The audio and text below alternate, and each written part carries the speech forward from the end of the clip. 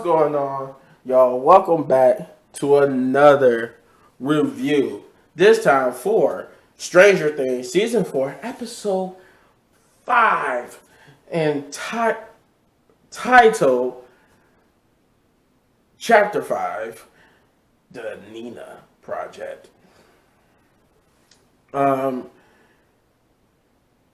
This episode was very interesting because this dealt with the ongoing investigation into Vecna, Elle getting her powers, or trying to regain her powers, I should say.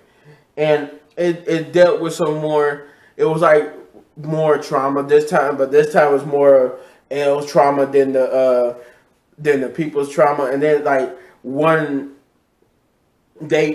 I felt like even though one negative was that there was one person that Vecna targeted and killed in this episode, but we never got to see what his trauma was. And that was a missed opportunity given the fact that these are hour-long episodes. We could at least devote a couple of minutes to at least knowing what his trauma was that he used against him. But, anywho, I'm going to get to that later. But, you know what I like to do? I like to give y'all a synopsis first to set this all up.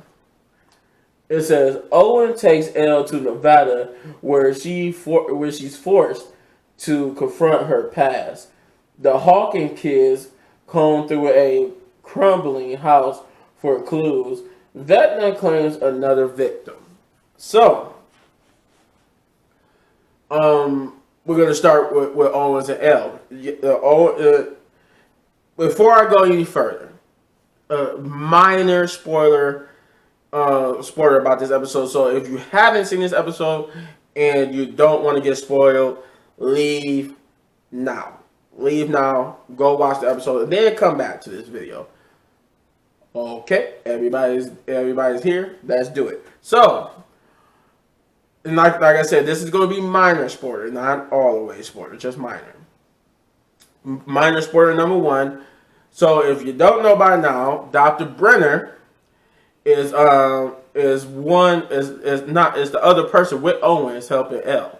So we pretty much get to see, the dynamic of this of Owens and Brenner, and hopefully they don't. I will say this: they don't explain it in this episode. So I'm pretty sure I thought Dr. Brenner was dead. So hopefully they get around to explaining how he's just still alive. We're introduced to Nina.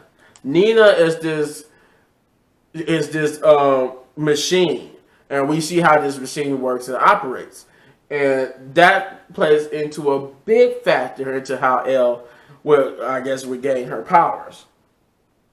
And we seen what it could do. You're shown what it could do and what it does to try to, I guess, re-trigger her powers and what she has to do and how it works, how they what they have to do to put her in this machine. The kids over at Hawkins, they continue their investigation to Vecna while Eddie, he sits tight and still hiding because everybody's looking for him. But that comes for his part in this episode. I would say that comes under, I guess you could say, in danger. It becomes dangerous for him because eventually a certain group of people, I'm trying to say, sorry, is on his trail. Not finds him, but they on his trail, and it's starting to get real dangerous for Eddie at this point. But yeah, back to the kids at Hawkins for a minute. They get the thanks to Max and her drawings of what she remembered from being in that other weird place in Dear Billy. They figure out what the place resembled when she was there, and it resembles the Victor Creel house.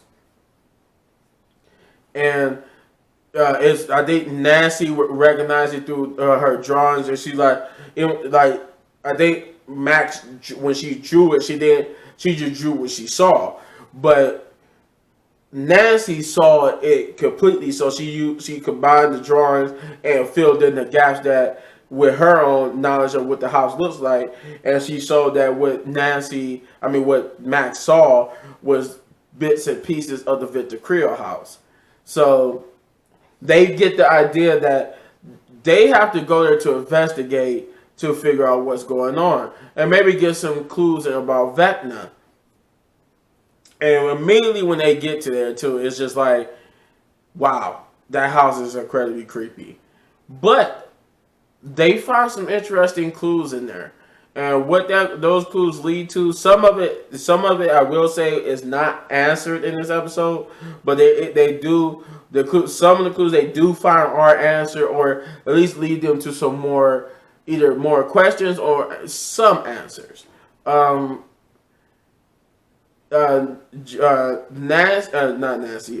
Joyce and Murray, they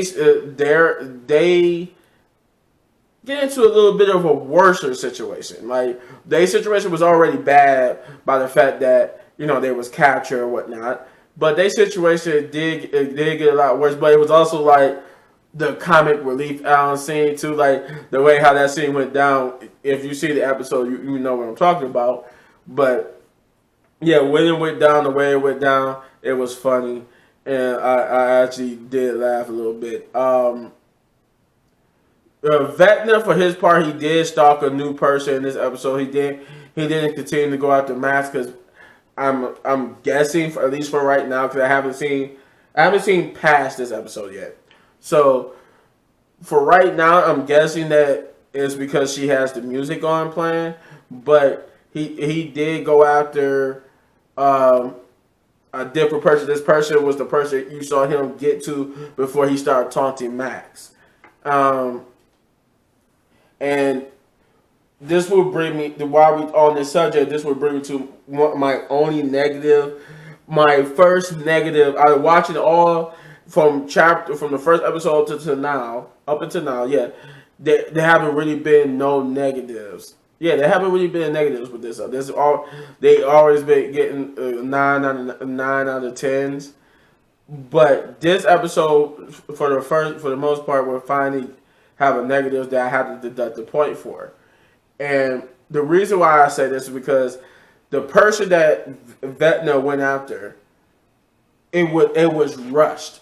It was so rushed because obviously they devoted so much time probably to this and that. They really didn't have time to flesh out what this person's particular trauma is. Now, if you've been following along with the episodes like I have, you would know that the people that he have killed so far, we got to see their traumas and what trauma that he preys upon.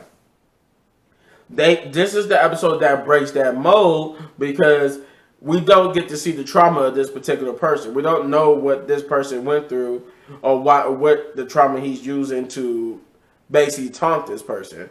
All we know is that this person basically has gone through this trauma, and now is basically just his next victim, and then from there they just rush it. It's just like they started off like normal, where he get the visions and he gets taunted a little bit, and then when it came time to see like the big trauma vision, the vision that he used that he was traumatizing with, like how he did with Max, we didn't get that.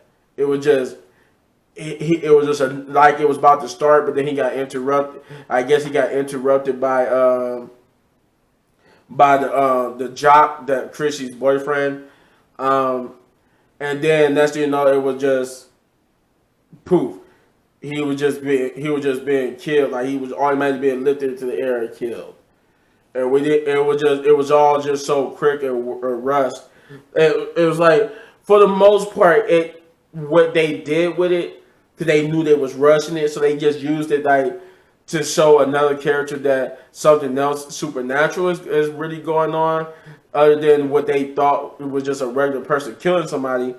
Not this person in particular saw something supernatural as well. While Eddie witnessed this event again, this will be the second time for Eddie witnessing somebody be murdered in this fashion. But yeah, it was just so rushed that I just was like, oh wow, I don't know why they did that. I'm sorry, it was a negative for me because I felt like that was a missed opportunity. Everything else was good though, story wise, character wise, everything else was good. I mean, we did get some scenes with Harper, and you know his growing pains about his life. He actually talked about how he feels about himself, like as in, I'll give you a little a taste of what he was saying was basically he felt like he was the curse instead of people I guess he thought if people was around him they got hurt, he figured that he's the curse because he went to detail about why he was sterile or in a certain way sick and didn't realize that was so it's a whole thing with him. But with all that being said, I would give this episode for the first time a 8 out of 10 big ups just because it would have got a 9 like the rest, but it got an 8 because this episode actually did something terrible and they rushed to kill and did not at least flesh it out like they did the others. Hopefully, that would be the only negative because we only got 2 more episode 6 and 7, before we have to wait until next month to get the rest of the episodes. So here's hoping that this is the only out of the first 7 episodes. This is the only negative I got. But you let me know in the comments down below what you thought without spoiling the episode, if you've seen it, about this episode. And if you enjoyed this reaction, then you hit this button right there in the upper right corner for all of my reactions. Did I say reactions? Reviews. Hit this button right there in the upper right corner for all of our reviews. And if you enjoyed this review video. And if you enjoyed the video so much you want to support the channel, all you gotta do is hit that like, subscribe, share, hit that notification button. Also, hit that thanks button. And if you want to see my reactions to these episodes, all you gotta do is hit that join button right there, and you become a super tribe member, and you will get to see all the videos that I do, not just reactions, but not just full episode reactions, but trailer reactions that get copyright claimed. That would be there. And as always, hit any one of the videos for more of my amazing content. But I am out of here, whether it be reactions or it's gameplay. See you in the next one. Peace.